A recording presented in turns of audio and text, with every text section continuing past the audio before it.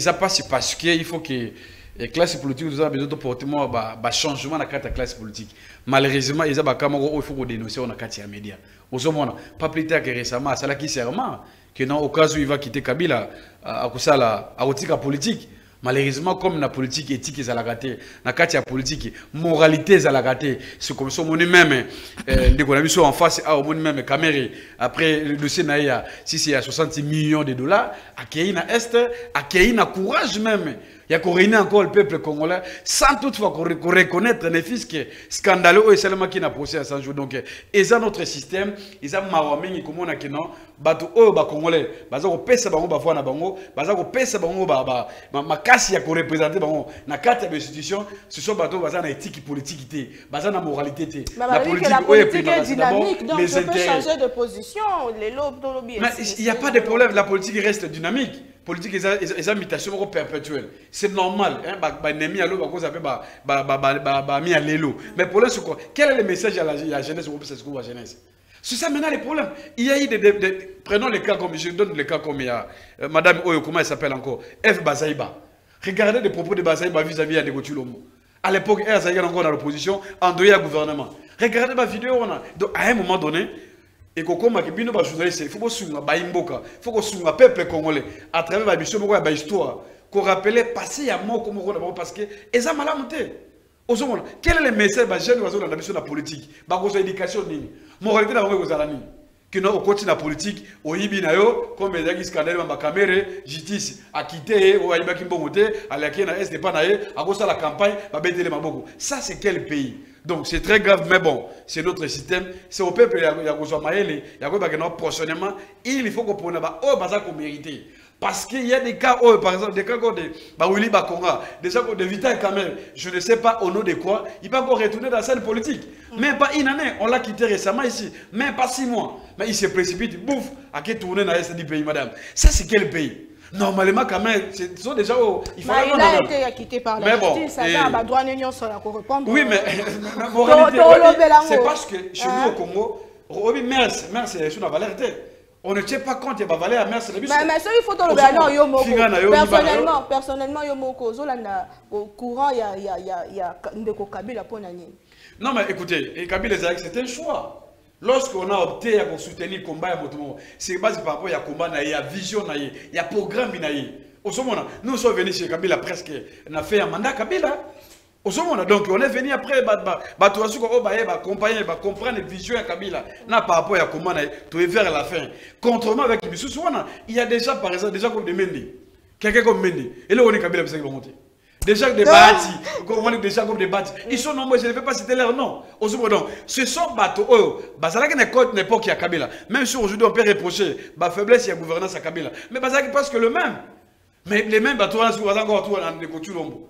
Donc, ils n'ont pas si peu, mais bon, c'est comme dans notre pays, c'est au peuple qui a décidé à venir Yamboka. Parce que ceux qui ont maintenu la position de bateau, en tout cas, ils n'ont pas si peu. Donc, il fallait répondre au que Nazan est sur ma case parce que Nakanisi tango présenté à Obenga qui est maître. C'est supposé qu'à ça la droit, puis naïbi qu'à ça la yako pour tous à la ranaïe. Oh mais mon depuis l'université. Mais yako comme moi comme on a été nangaï naïe attaque ba jeune to ko prôner et changement et ya nakatambo kana biso. To ko prôner tout ça la politique elolenge mususu. Mais yako comme on a na kati ya télévision, na kati ya plateau, moninga nanga akufinga. Moninga nanga ko sala ba qualification ya ili malamu te na mukonzi ya mboka. Ya azali ko prôner o babengi moralité. Nini babengi moralité azali scientifique. Boni moni yo motoko prôner moralité oko yebisa na chef de l'état escroquerie ya Chilombo. Quand même un peu d'élégance politique. Ce n'est pas ce que toi et moi nous avons appris à l'université mon cher ami. Ce n'est pas ce que toi et moi nous étions en train de prôner. Tu prônes la moralité et au même moment oko yebika mokozamo ko ba escroquerie ya Chilombo. Oui, conception escroquerie ya nini? A escroquerie na nini? Ezali malamuté, surtout quand on parle d'un chef de l'État. Ezali malamuté. Yami balé a kolobé la mambo ya moralité. Alobi ba politicien ba na mo, mais na ko soutenir rien. Et sengeli biso ba bilenge, to ça la politique est autrement. To prôner vraiment moralité, moralité en biso mo to ça ba exemplaire. Ma yale exemplaire té tanga koloba aw. Akolobano, Kamere, Aïbaki Bambongo, Awa, Azu Bambongo, dossier, Abouenabo, tout ça, et puis après, à KS, mais ça y est, Kamusangaï. Boni, yé, moto, elle, moto, à sala droit. Justice à Katil Kambo. Bango, bayali, parmi bateau, bande, ko crucifié, Kamere, ne Koulousou. Soit disant, bah, il n'a pas preuve. Soit disant, bah, mon aki yango. To mona mutu moko te na lingi kutute to bandozongi la kalikambo oyo. Po yali malamu te. Biso batoto to saka ba institution ya mboka. Biso batoto lingi te mboka kende liboso. Tango ba institution ya mboka. Tango justice ya mboka na biso. Elobi ete. Ya solo après ba analyse. Après ba quête. Après ba nyonso biso to sali to moni ete. Mwana mboka Kamere ayi na raison. Azwaki mosolo ya l'état te. Pe ezali nelo komote e yako peser sur ye. Pe ba kite ye. Boni ye. Moninga na ngai oya sala droit akwa ko telemela décision ya justice pe ko komate yango na ko continuer ko confirmer ete Kamere ina immoralité asimbaki mbongo ya leta ezali ko kama bon yende ko jono alinga yebisa biso ete ya yebi koleka ba nyonso bazali na este ba nyonso ba na Kongo mobi koleka biso ete yende amona ki solo ete justice alobi lukuta Kamere ayibaki pona ye ba oyo ba yambi Kamere na este donc ba yebe eloko te. Te politique ya ndenge wana te. Totika ko sala politique autour ya ba individu. To sala politique autour ya ba idée. Autour ya ba vision. Pote mboka na biso ekende liboso. Auto ya nango atre biso ba congolais e ko tinda biso e ko zongisa biso na sima oleke to avancer liboso. Donc esengeli na ndeko ayeba soka za ki informer te Kamere ayalaki akite. Pe nenga ali wana ayali moto amibeku. Asala mibeku na campus esiko totanganga na ye. Ayebike so qui justice ezui décision na ye et bimisi ya ali na droit ya kokomate yango lisusu te pete na ngongo to kosola boye Kamere ayali na droit na ye nyonso ya kosala politique ya kosala maye nyonso zali nango posa évidemment na ko respecter mibeko ya mboka ye lokola nana ko pekisa ke Kamere akoki ko kende na ST ko lobela likambo ya kimia moni ba mususu balingi kimia te na kati ya mboka na biso pona ko satisfaire ba politique na recadrage comme na ko kende na mutuna na yo rencontre ya ba trois présidents na rencontre wana chef de l'état bana koma wana ndeko alobaki fallait to bando rappeler mutunyo so politique na ye passé politique na ye mendeko soki to bandi ko lobaka to rappeler mutunyo so passé politique na ye okozana sonya ko soutenir Kabila awa na kati ya nino okozana sonya ko soutenir Kabila na kati ya television awa yo yebi makambo nyonso amabe Kabila sala ngai muninga na yo yebi okowanga na te awa Kabila tianga wapi na sala yini ndeko ay mama to avancer débat parce que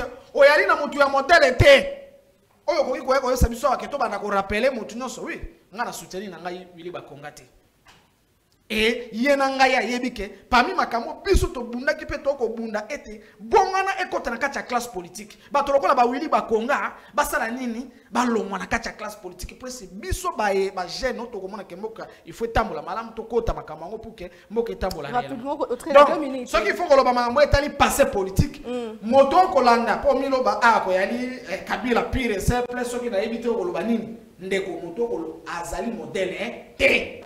Donc il y a les bossons qui féliciter mon conseiller mboka na discours wana to sepri na ngo makasi peto ko yebisa ye lisusu ete biso ba nyonso ya Kongo to yeli sima na ye to ko soutenir ye po ete kimia e ba kozonga na kati ba retomber à discours wana ozala ba retomber pona kende malembe po mona ke ba retomber yali 1 minute au lendemain kaka ya après discours bolandi yango bisika baso il a fallu que président français na ba pose mususu ya monde ba vandi sa mona mboka Félix Tshisekedi na mona mboka na ndeko Kagame o ba kutungisa biso na este poete ba yeba ko solola poete kimia ezunga na yebisaka na ba mboka nyonso ete biso ndenge tozali awa tozali condamné ya ko vivre ensemble na ba voisins na biso nyonso ti ndenge mokili ekosilaka to eli condamné ya kozala na bango ezali solo liboso te est-ce que le solo wana nde la solution to moni ba ona Luanda ba kili gauche droite ti ba comme la France ya solo comme ma solution solo ya liboso te soko na ki discours à chef de l'état malamu alobaki ete ngai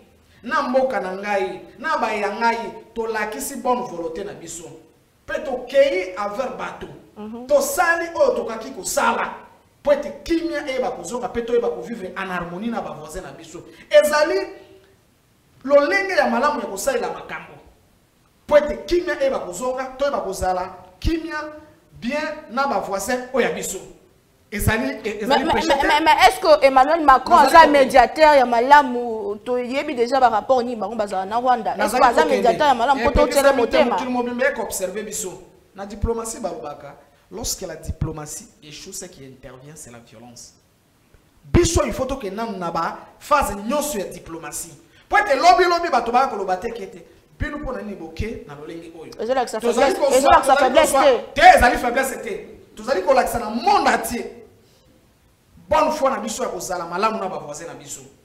Ngonga pe ekokoma pesa ali kokoma déjà et kopusana. Et soki ba solution est monanité parce que mokozi ya mboka lobaki na discours na malamu. Soki ba solution est monanité dans un bref délai. Ah. Biso en tant que peuple tokomizwa à charge. To ça ni to ça la guerre. Non, on ne peut pas gérer un pays sous le coup des émotions. Malobaka ba stratégie politique était to ba stratégie, il y a tout un état dans la télévision boité. Et yeba était soki diplomatie et échoué tina souka biso tokozwa ba disposition mususu. Et ce n'est pas le lien awa ya koya koloba nini mokonzi ya mboka to gouvernement ya république et kozwa comme décision pour toyeba ko benga na banguna. Très bien. Maître Jeannot, discours du chef de l'État a été très applaudi, dans l'opposition comme dans la majorité. Mais après ce discours, ni pensa tosé là, banger dans les années, retomber dans les années. Est-ce que le fait qu'il y a la France, de quoi lobby, ils ont encore déjà que ma campagne évolué? Merci beaucoup, madame. Et je pense qu'elle a mérité même à temps d'antenne 5 minutes. Alors, on a rappelé que nous avons jamais membre ici. Donc, surtout, depuis que la quitté Kabila, Bitakwira, tous les CG qui sont partis en INC, je n'ai jamais été membre INC, jamais en aucun cas. Donc, il ne faut pas venir par sentiment que le c'est jamais. Le participant à la réunion INC, dans la carte INC, peut-être que la cause commune.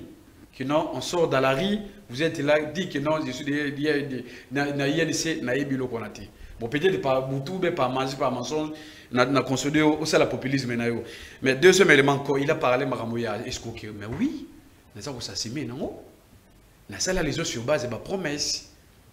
On se comprend, c'est base de ma promesse. C'est là où je dis il y a l'escroquerie, parce qu'on a escroqué le peuple sur base de ma promesse que non, on va modifier ces pays.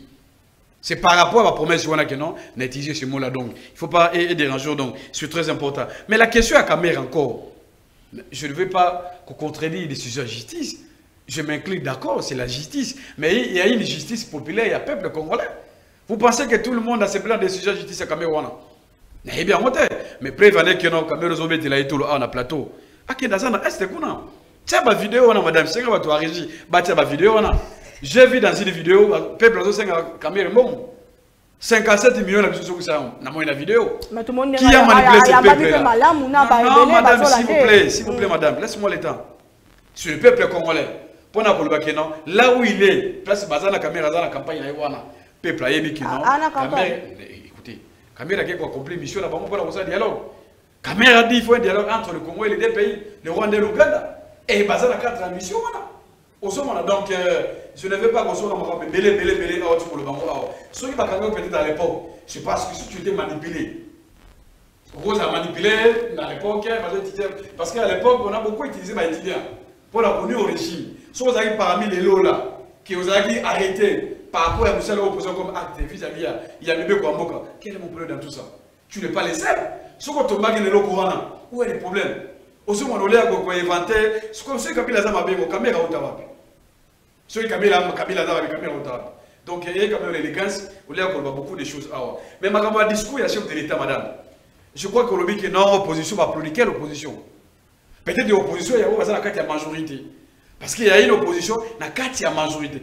Vraie opposition, on va entrer l'institution, on va lutter pour récupérer le pouvoir. Autre période en 2018, je crois que tout ça décide. C'est base du discours. Parce qu'on se retrouve en France, il y a un président de la République. On est à défendre l'intérêt à Congo. Malheureusement, on a un président. C'est un président plaintif. Donc, Félix, habitué à Congo dans la rhétorique. D'abord, sur le plan interne, il se plaint à qui, même sur le plan international. Parce que toi, tu as la volée politique. Alors, ça va critiquer, ça va dire que non, la nation s'est abandonnée. Abandonner le Congo, c'est pas de quoi, madame. J'ai l'impression que Banda pour répondre Antonio Guterres a recadré Bango en disant clairement que nous sommes attaqués par le Rwanda.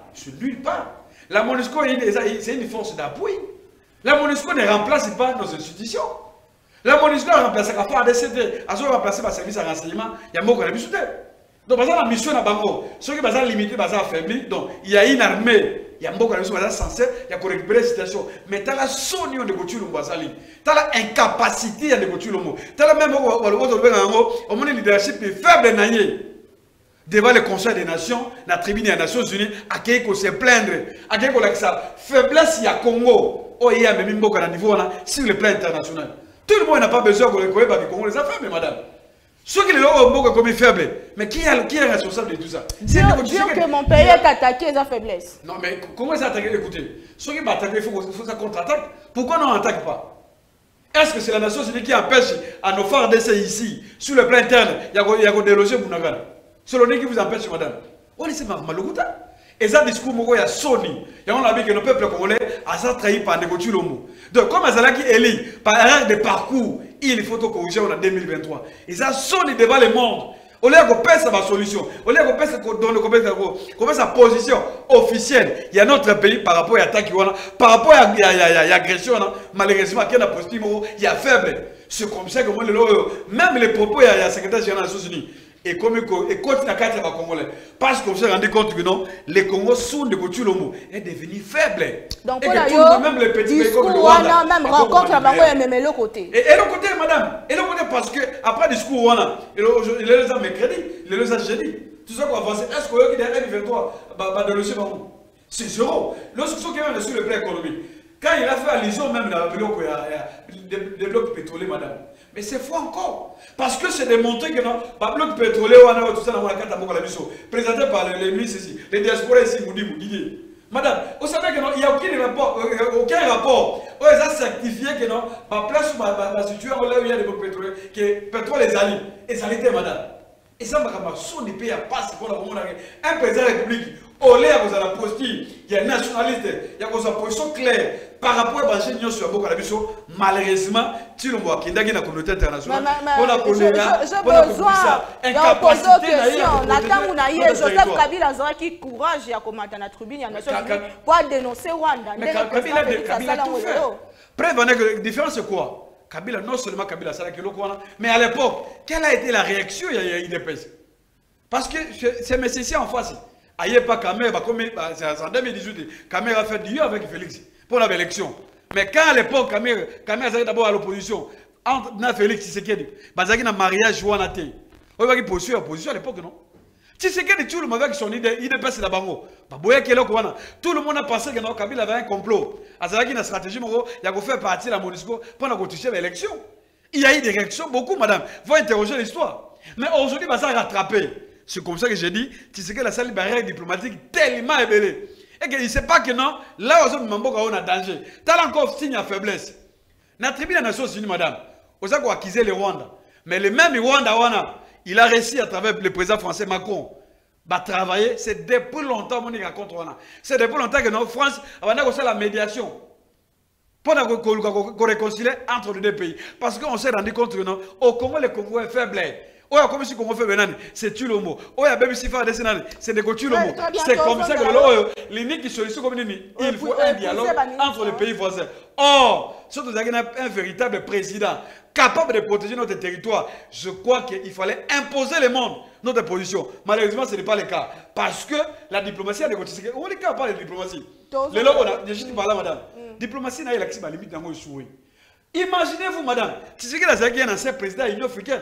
Mais lorsqu'on a suivi même le discours, il y a son homologue, Macky Sall, il n'a même pas fait allusion pour le Congo. Quelle ignorance, madame. Et c'est là où nous disons, diplomatie de voyage, Jouana. Oh, il y a des alliés zéro. Et l'autre Congo. Non, et la question est non. Congo a parti dans 4 Afrique. Quand agression, il fallait d'abord sur le plan africain ici, il fallait qu'on ait cette solidarité. Vu qu'on n'a pas une diplomatie capable de faire passer le message à Congo, ce qu'on Macky Sall a ignoré la situation RDC. Et que nous sommes retrouvés seuls. Les pays amis, nous pouvons soutenir Congo. C'est un président leadership, faible. Et puis, ils allaient jalousie. Ils allaient monter Mali Kundu, à Kolobela Marambo Itali, tourner à mon aboka Vital Kamer dans légèreté. Et pourtant, manière na Kolobela dans légèreté, à Kopé Sana Bandeko Bazaï na Este Kanda. Parce que Bandeko Bana posé à Kimia. Bana posé à Kimia na Kimia na Kishasa. Ndeko Vital Kamera ko yamba malolenga ko yamba mawana ndeko Jano akoloba biloba loba awa keno so botena ba video na ba ko senga yembo makambo lokuta ndeko esengelite oya awa bandi kolobela makambo lokuta na pesa video ba tia na télévision esalite oya awa obandi kolobela to ba tia video wana tolérance s'il vous plaît monsieur Léon je vous en prie voilà makuma élégance politique et pas ndeko nanga Jano ndeko Jano politique to bandi ngai na niki mezalaki pona boyete la vidéo est là. Ayez un peu d'élégance tango lobi ngana kolobate. Ayez un peu d'élégance politique mon frère. To banda politique oyo boyete peza ki boyete ne to kanisa kite tikelanga ngana na loba tango koloba ngana kolobate na kolanda yo. Tikanga pena loba. Donc, ezali pasi ya komona ke mona mboka lokola ndeko Jano akolobela makamuso na sentiment. Ndeko Vital Kamerhe akei na este pona kokabola makanisi na population. Akei kolobela makambo etali politique ete akei kolobela kimia. Pe bo komona na bilili. De milliers et de milliers de personnes, quand c'est de la jalousie. Mais que vous le voulez ou pas, il faut savoir accepter chacun à son époque. Vital Kamerhe reste le seul politique charismatique na Est ya Mboka ou à tenir le flambeau, puis à quoi qu'on soit la solution. Au-delà, il y a nyonso wana. Et c'est ngel ko ebete Vital Kamerhe azali moto ya kimia. Moto akolingete ba Congolais ba sangana ba yeba ko solola pour te kimia ezong na Est. Ndeko ngai botika ko se contredire. Boni kaka binu awa binu ndeko ndiko loba awa. Ndeko Chilombo ayazo banga Rwanda atikala ko siteteke Rwanda moto azoko ko attaquer biso bona boy. Lelo mokonzi na biso abandi ko citer Rwanda ke Rwanda yondo zali agresseur na biso. Yondo zali ko soutenir M23. Babaluki lisusu. Oh, à quel pleurnicher, à quel non, mais quand même, soyons sérieux, mon cher ami. Vous étiez le premier awa. Tant abandiko tant lobino, à koloba makam. Non, il faut avoir un peu d'élégance sur le plan politique. Bah, j'ai raconté qu'on a pas émotion.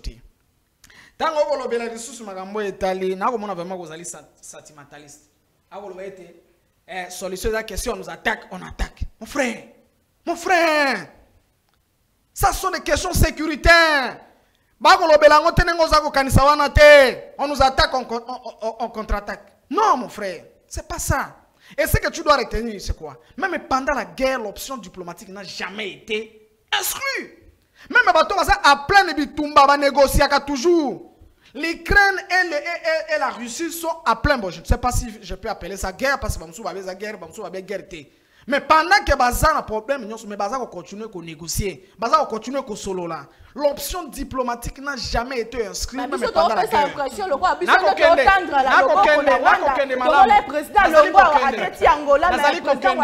Mokonzi ya mboka alobaki malamu ete biso ba ya Congo na hospitalité nyo sotozaki na ngoto si to lakisi na mokili mobimba. Bonne foi na biso ya ko vivre malamu na ba voisin na biso. Mais ba voisin ba ko lakisa ete bango bakanisi ba lekisi mayele. Ya solo botikela biso siku ngonga. Botala o biso to ko sala. Pourquoi vous voulez mettre le chalet devant? Non, quand même. Tant que l'obéra, quand zongela makambo et contre-attaque. Mon frère, on ne peut pas s'engager dans une guerre en désordre comme vous voulez là.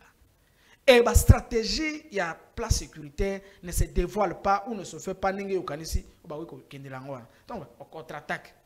Vous vous imaginez d'abord les conséquences lorsque vous voulez contre-attaquer, car parce qu'il faut contre-attaquer. C'est du populisme, ça. Et nous ne sommes pas, nous ne sommes pas dans la politique du populisme. Non. Non. On ne peut pas exposer notre peuple à ce point. Mais mon frère, tu ne vas pas oublier que c'est depuis Kabila que nous avons un embargo. Il y a qui pour protéger Mboka na biso. On ne peut pas s'engager dans une guerre par sentiment. Mais quand nous sommes en Mboka, tu es bilango awate. Yo lingi, nazali kokende. Nazali kokende. Pour avoir les moyens de faire la guerre, qu'est-ce qu'il faut? C'est pas que nous n'avons pas de moyens, parce qu'il faut déterminer les moyens. Vous parlez des moyens financiers ou vous parlez des moyens matériels? Il faut qu'on détermine. S'il faut partir dans les moyens matériels, mais mon frère, il faut continuer avec la négociation. Nous devons continuer comme le fait chef de l'État dans la négociation. Quels que soient les moyens, quelle que soit la forme, lever mesures ou étaler embargo, il y a biso kusoma manduki. Naoki ale makambo mingi belé mais bon nazo comprendre c'est normal ba continuer au sala kinzale le mais on est politique azo le bakano élégance il faut qu'on change ba idée mais il faut qu'on changer parce que na opinion le oyo quelqu'un comme Kamere ce to creuser encore tout n'ata balamiki Kamere a cause sous modalité parce que même si position na bakita mais et loko wana déjà ça là et tika la vie na yé mobimba histoire wana. Les procès sans jour, donc c'est très important. Donc ça c'est pas notre problème. Peuple wana fotaka, à ça concerne. Le même peuple va na vidéo wana, à ça concerne parce que ayebi yango. Malgré ba spectacle la ça la kuna na est wana. Mais na okima ma bele mingi ndiko leso lobi awa. Na ko sunga ifo ebelo komoko. Lorsque vous avez le paix, le paix c'est base avec une force. Au cas comme biso to comme des faibles. Donc, quand on négocie na ba Rwandais, on négocie na ba rebelle à Bunagana. C'est parce que tu es faible. Tu es incapable de faire des loger bango. Et ça armée na biso, et ça service à renseignement, et ça la diplomatie non sur la incapacité na yango. C'est comme ça qu'on vous dit allez négocier. Il y a eu combien d'appels déjà au M23 à se retirer na Bunagana. Pourquoi se retirer? Il y a eu le Rwanda Nairobi awa, Bakei na Rwanda, plusieurs déclarations. Au cas de M23 va appliquer en haut. C'est parce qu'on est faible. Et on dit que non, voilà, tous les moyens sont pour la Golgaki. Mais oui, d'accord. Mais pas imposer ça. Ici, c'est un État souverain. À ça, en face, il y a un groupe de rebelles. Oh, bah, même pas 100 000 hommes. Ou même pas 50 000 hommes. À ça, en face, il y a un gouvernement est capable. Il y a quoi un petit bango. Et aux autres, on va la discours, voilà, campagne, il y a qui, mais quelle campagne il y a qui, madame? Donc aujourd'hui, écoutez, ça c'est le discours qu'on a fait quoi à l'opinion ici à Kinshasa. Même si c'est vrai, à campagne na Rwanda. Vous voulez dire, bon, vous voulez que non, armée la mission, ça n'a pas c'était pour la commettre fait na Rwanda. Non, madame. Rwanda, ceux qui sont Rwanda, ceux qui vont attaquer les lots, il va attaquer. Alors ça, la doit réciprocité. Et entre les États, il y a ce qu'on appelle ça rapport de force. Le Congo est devenu faible. Comment un groupe de rebelles comme M23, basé moins de 50 000 hommes, pour les besoins qu'on déloge, qui est derrière tout ça? C'est comme ça que j'ai dit, il y a un complot. Moi, même actuellement, raisonnement, avant même CG à Yaouni, à lancer des débats sur le dialogue, il y a 3 pays où on a caméra osée. Donc il y a une stratégie déjà mise en place au fur et à mesure qu'on a dévoilé par rapport à l'Okwana. Parce qu'un État digne, quand il fait même allusion, donc maman Ukraine, mais écoutez, il faut pas que maman Ukraine, ah monsieur, on sait qu'on parle Ukraine na Congo. Ukraine m'a la guerre, mais on se défend le territoire. Et si on a un discours, si on a un intellectuel, si on a un discours, il y a président Ukraine, à peine si ma condition, parce qu'il y a comme une position de force, à peine si ma condition, avant toute négociation entre son pays et la Russie. Donc il ne faut pas comparer. Chez nous, ce n'est pas le cas. Madame, non. Non. L'État, Congo, tout ça, incapable. Il y a combien de fait dans M23? Des besoins qui Bunagana. Ce conseil, est incapable. Bon, dialogue. C'est ça le problème. C'est que nous sommes en train de faire à l'opposition. C'est ça qu'on dénonce ma faiblesse. Parce que quand il était à l'opposition, c'est qu'il a plaisir, la légèreté à tout moment qu'on critiquer. Kabila fait ceci, Kabila. Mais aujourd'hui, aujourd'hui, maintenant tu es à la tête du pays. Comment on gère la crise? Tu as la crise à Mouké, le col, à côté d'un dossier à Mouké comme F23. Mais tu sais que dans sa sortie, et tu sais que le gouvernement, ils sont incapables. C'est comme ça que madame, l'État a imposé la paix. L'État, s'il veut mettre la paix à côté de qui met en boca. Il n'y aura pas d'assez de conséquences parce qu'il y a une stratégie, on ne peut pas dévoiler. Non, quelle stratégie? Liée à ça, il y a INC. Mais ce qui se passe, c'est ma stratégie militaire. Au niveau du conseil de défense, il y a des si le gouvernement est incapable de répondre par rapport à Batan Touana, mais lui il parle de plaisir, parce qu'il vient à la télé, on ne peut pas. En clair, l'opposition, il faut dire d'abord que non, l'opposition a dénoncé. Leadership est faible. Cette faiblesse, il y a des il y a quoi sur le plan international. par rapport à l'incapacité du gouvernement sous son leadership pour nous mettre fin par rapport à la crise avec les M23. C'est là que tu dénonces en gros. Deuxième élément, il faut que tu aies non? Sur le plan diplomatique, bon, échouer. Les seuls moyens, c'est quoi? C'est d'abord de rentrer sur le plan interne ici. Travailler sur le plan interne avec notre FARDC. Parce qu'on a l'impression que non, Tshisekedi a affaibli notre armée. Affaibli notre armée, normalement, c'est quoi? La défaillance, on a commis tellement et belle la carte d'Abiso. Voilà pourquoi tout ça, il faut une solution. Et la meilleure solution, il faut que non, Tshisekedi a élu par erreur de parcours. Il faut que 2023, l'élection est malamou, de sorte que tout le président a la capacité, madame, il y a protéger d'abord notre intégrité. Parce que ça, c'est parmi les prérogatives constitutionnelles. Le problème aujourd'hui, c'est Tshisekedi. C'est très important. Parce que Kabila aujourd'hui, Tshisekedi, Kabila, à ça qui part qui est allé seul. C'est qui? C'est Tshisekedi. Il y a eu des révélations ici à Kinshasa. M23, pourquoi on n'a pas fait allusion à ça? Pourquoi on n'a pas bombé la peuple? Au moment il y a un autre qui non, on est allé signer la trahison. Le autre, comme il s'agit imposer le Congo le dialogue. Parce que tout ça faible. Ceux Congolais qui m'a cassé la capacité, il y a une contre-attaque directe par rapport à l'autre, sur quoi le discours est arrêté. Donc, dès que vous voyez que non, qu'il y a la plateau, c'est bien, mais il y a eu des faiblesses à tous les niveaux. Comment expliquer? Le nombre de voyages, il y a la diplomatie. Il parle sur l'embargo. Mais l'embargo, ce que la diplomatie, ça m'a cassé. Pourquoi on n'a pas travaillé pour faire élever le coin? On a vu la communauté internationale à travers l'Union européenne et les États-Unis. Qu'est-ce qu'on n'a pas entendu, madame? Les discours que nous, voilà, diplomatie assistante. Mais il fallait qu'on balaye le coin. Et cette histoire-là, la Libye, non. Parce que l'embargo est comme un partiel. Il y a d'autres pays qui sont capables. Il y a des Congo armement, il y a des mais le fait que comme le Congo, bon, ils sont dans la caisse à l'État, ils ont pas poche à bateau, n'a pas détournement, le corps de poche à 100 jours, on va investir dans la carte d'armée. Et comme il y a hier, c'est grave. Aussi, les émissions, na dossier, il y a Vijay Timanga. Et ce qui est important, le Belal Kambetali Est, toujours au Congo, c'est qu'il y a 10 minutes. Rapidement, des collègues, les Kambetali Bongo, Vijay Timanga, Tolanda qui bisognon sur la vidéo, de Tambola qui, le long de quoi, ça sous mandat d'arrêt provisoire, conduit depuis hier, dans la prison centrale, il y a Makala. Est-ce que photo, mettez dans ma boko, l'instauration état de droit? Mwana mboka Naomi, merci na mutuna. Mais yambona kene na mutuna na yo, bolimbi simuke na meka kore cadre de konanga Jano, mwa muke. Ndeko Jano. Sengelo yebelo moko. Na sina bisa ki on est bandeli que à un moment il faut éviter bas sentiments. Nous sommes dans un plateau politique aux populations à kolanda biso, azana posa ya ba éclaircissement, ya makambo lenge nini ekoki tambola. Tango koloba mambo koloba awa. Mais il ne faut pas oublier, cette guerre n'a pas commencé aujourd'hui. Yo yebi yango, utanga na utuzana na université, na kokende, tika na loba. Yo yebi yango, bitumbo ebandi lelo te. Yo yebi pe ndeko wako soutenir mokonzi na oyo. Okoloba ke Félix Tshisekedi a quoi faire. J'ai l'impression que Félix Tshisekedi a quoi affaiblir l'armée na biso. Mais ils sont ni tango koloba boy. Moto a quoi affaiblir armée okoloba wana, yo tiki soldat. Mon cousin tiki soldat na salaire à combien? Na moins de $100. Na ngongo toko solabo soldat congolais a ko futa ma plus ou moins $400. Na ngongo toko solabo. Mais mon cousin atika ki? Mon cousin atika ki soldat congolais na salaire à combien? Faut tika biloba lo baire moko. Boni moto a ko affaibli.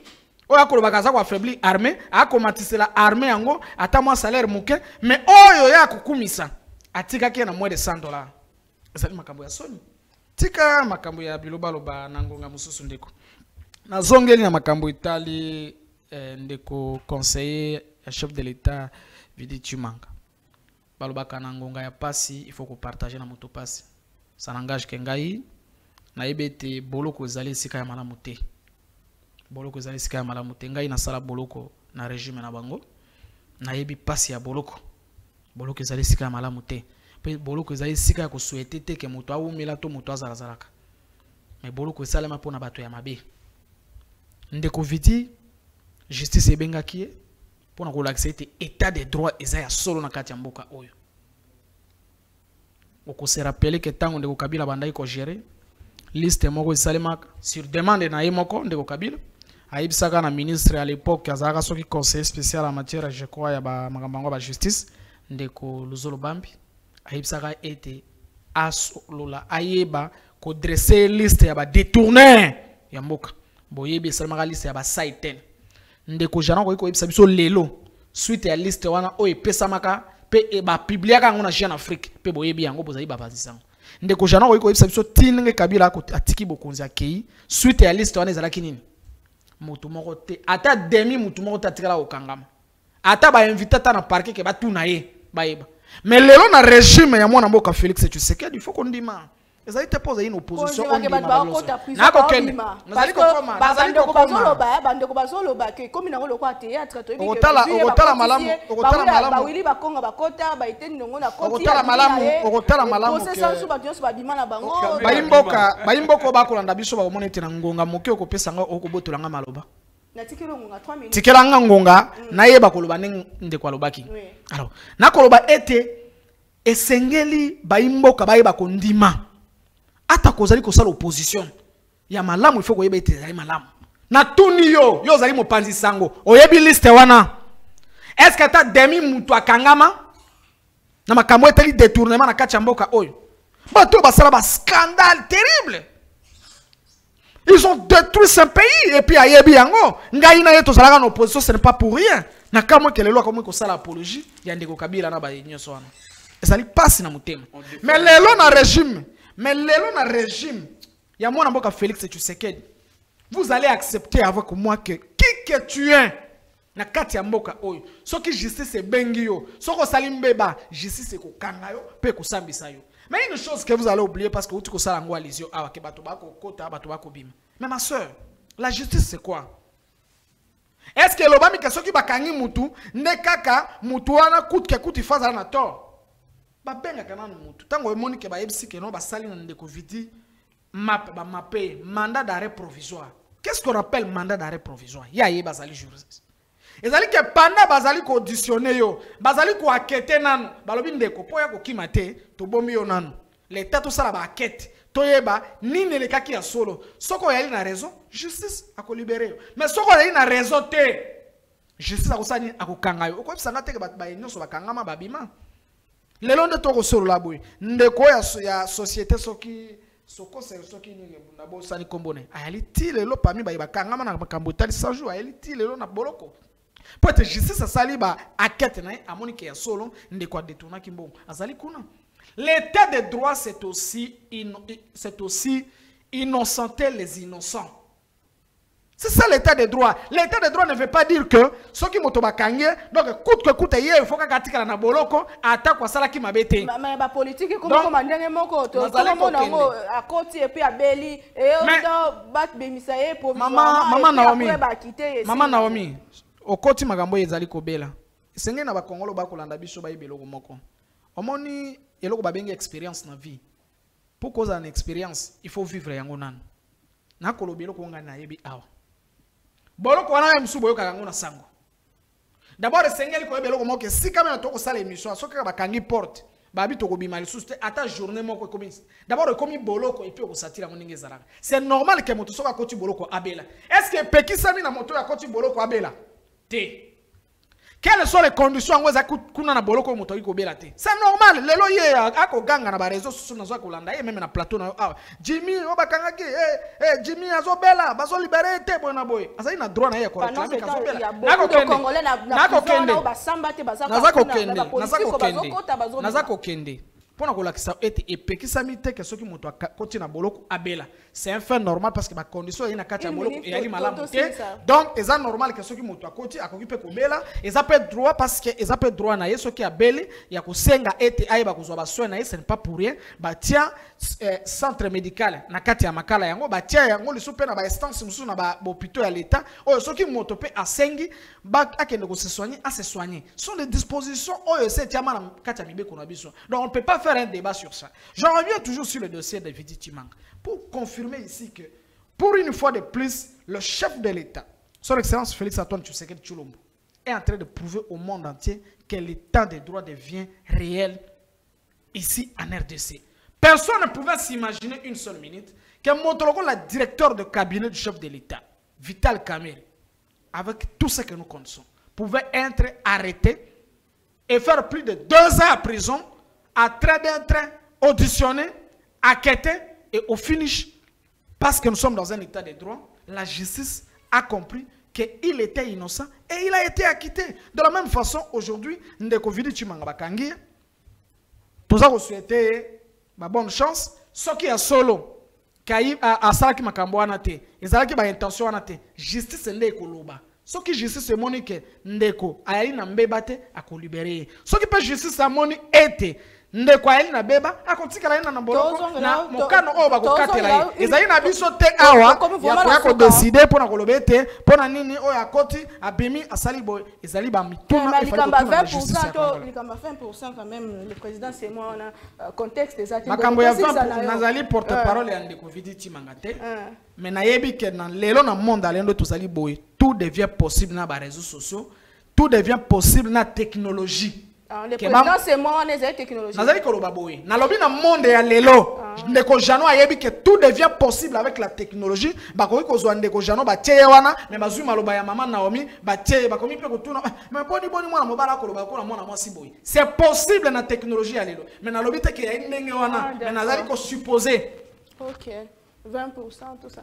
Monsieur, tout Bozolo va permettre que l'état de droit exact de Covid à la ligne na makala mukolelo alors que azab moko ba proche ya chef de l'état. Est-ce que tout ba instauration état de droit au côté? Vidi Tshimanga juste que victime. Le problème c'est Félix lui-même. Le problème c'est Félix Yemoko Tshilombo. C'est lui le problème madame. Le président de la République. Mais c'est lui-même le problème laisse-moi passer un temps madame. C'est quand on le bas, vous m'entendez. Dossier à Vidi Tshimanga. Les dossiers de Vidi Tshimanga aujourd'hui, ils ont deuxième spectacle. Au régime, il y a Tshisekedi Tshilombo. Alinga pesa ko la peuple congolais. Que non? C'est comme le dossier à 100 jours. Tout le monde tika la vie de tout le monde est sorti. L'homme que tu fais allusion là, Abima de la polarisation à bolo côté. Les procès 100 jours, tout le monde va kena. Mbonga ba congolais et kena. Ils ont deuxième spectacle là. Tshisekedi Tshilombo na régime na ye. Ba ngi pesa ko peuple congolais. Pas la créer encore base. Parce que le peuple a eu la suite de maladie. Tu as eu la suite. Mais aujourd'hui, madame, laisse-moi le temps. Madame, c'est distraction. Vidi Tshimanga, c'est un victime, il y a Pamba. Na kati entourage, il y a Tshisekedi Tshilombo. Ce que justice, c'est ça. Il n'est pas le seul. Il y a d'autres conseils, je ne vais pas citer leur nom ici. Oh, bah, c'est la raison, madame. Au moment où il voyage, Talabatu mingi bazarana na nini na yowana na kati ya délégation na yowana. Tala nombre de conseillers à la bango madame. C'est tout un réseau mafieux instauré par ces régimes de l'écouter. Madame, laisse-moi madame. Laisse-moi le temps. Ozobangani. Rapidement tout. Parce que ouais Tibi ouais Vidi Tshimanga bimi na vidéo ya ngozo ya bozoloba. Mais ozo na vidéo te za wapi. Ce sont des gens qui Tshisekedi a ramassé na poto. Babana ko sola nulle part. Ayena bango awa a bombardé bango na poste wana. Et c'est même des conséquences. Parce que bato basala ki nulle part. Au Moussa au pesi bango comme conseiller spécial en matière stratégique au sala ni. Quel a été le contenu il y a fonction là. C'est zéro. Donc c'est ils a pas ce paiement. Peuple voyez ba que non. Tala bato oh yo fotaki bango. Tala moto Tshisekedi a pesa qui est pouvoir. Tala bato ni yaza na kati ya tourage na ye. Donc, et ça raison pour restaurant la 4 madame. Il y a eu beaucoup de choses dans le passé. À l'époque, quand il y a eu un scandale à Mouchima ici, le dossier, 3 500 000 $ avec des banques. Suite avec il y a eu des fuites avec, à l'époque, l'autre conseiller, Félix. Suite à ça, madame. Des cas sont légion. Par rapport à régime, donc ils ont une distraction. On va y voir avec sa peuple congolais que non. Votre mot de la fin, rapidement. Notre mot de la fin, madame, est clair. Il faut que le peuple n'aille pas. Que Tshisekedi a échoué. À tous les plans, madame, il y a sécurité dans le Boka, il y a l'économie a échoué. Et les seuls moyens dans le peuple congolais, il faut que le peuple soit prêt pour revendiquer la souveraineté. Parce que ceux qui ont dit Tshisekedi Tshilombo, na gestion ya mabe ya mulongi oyo, na gestion ya séculaire, na sommet à l'État, je crois que République est pour en danger comme on ne peut pas voir un président de la République qui n'a leadership beaucoup d'alliés à Soni Yamawa. Un président, au lieu de défendre le Congo, mais on a un président qui a l'air pas bateau. Un président plaintif, c'est comme si c'est le monde qui va porter des solutions et pourtant, vous avez sincère, il y a des solutions. Très bien, maître, monsieur Léon, aussi Lisanayo, conseil ni noko kopé sa chef de l'État le lot bonsoir caméra na biso. To lo moni déjà que na régime na biso penza franchement il s'est mis. ya liboso esengeli na bisa na baimboka ete ya liboso ifali na bisa na bana mboka ete ndeko Jano azali juriste ako asimi pe makambo akoloba lokola ya ko confirmer wa ke raison moko mafia ezali kati na présidence mbongo asali jour kenda azali conséquent azali conséquent un peu d'élégance élégance politique ça l'élégance politique voilà ba invité au presse esengeli na baimboka ete azali kwa simi moi de la fin na ngai Jano so ko tika ngai na loba yango ça une élégance politique donc ngana zali au cadre ya parti donc esengeli pa obenga na émission moko na bandaka ko ya awa bandi ko discuter na ba militaire o bazali na kati ya parti donc esengeli baimboka bayeba boy ke mokonzi ya mboka azali kosala maso na ba secteur nyonso itali mboka po ete makambo itambola malamu pe bango moko bazali ya ko juger ya elonde toko solola boye baimboka bayebi budget ya mboka ndeko Kabila atikaki yango na combien et lelo budget ya mboka tokomi na combien baimboka bango moko ba ko juger yango donc pona ko sala ndeko Jano ke atika ba agitation yebi kaza na agitation pa yebi na 2023 ninga za boye zali moto akobetama amoto akobetama tokobeta bango na election na ba niveau nyonso modèle la fin na ngai nasengi na baimboka nyonso oyo bazali kolinga mboka na biso oyo bazana pose te kimia ezonga baya ko partager na biso sure oyo na kolakisa pe na ko encourager mokonzi biso Vital Kamerhe na retour na yo akuuta este na ba risque nyonso auti kozwa to ba ko yambaye to ba ko encourager ayeba kokoba na tourner oyo na bisika misusu neti na ba Ituri na ba Bazuwele na ba Utuwele poete kimia eba kozonga kati na mboka na biso na yango na sengi na ba nyonso ya UNC oba kolanda ngai na sengi na binu nyonso pe na biso baso to ba ko se préparer pour na ko réserver accueil chaleureux na mokonzi biso ya UNC mwa Vital Kamerhe pour na ko encourager poete ayeba kokoba na kati ya chemin oyo pete kimia eba kozonga na kati ya mboka na biso na tondio mwana mboka Naomi. Honorable Layo Ngou, merci mingi ndeko Jano Pepe, merci maître. Tokutani prochainement pour na Congo ya mokona le suki ya tokutani mokolo ya lobi na ma invité mosusu mais toujours avec le même plaisir. Le Congo avant tout. Pour na Congo. Bye.